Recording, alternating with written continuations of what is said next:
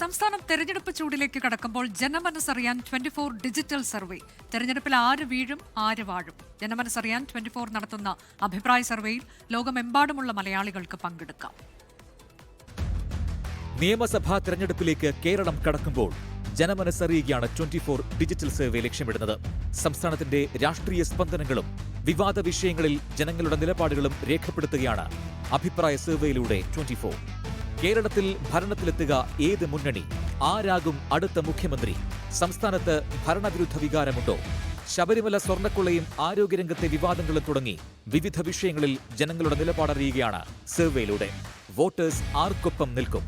നിയമസഭാ തെരഞ്ഞെടുപ്പിന്റെ mood tracker 24ന്റെ ഡിജിറ്റൽ സർവേ.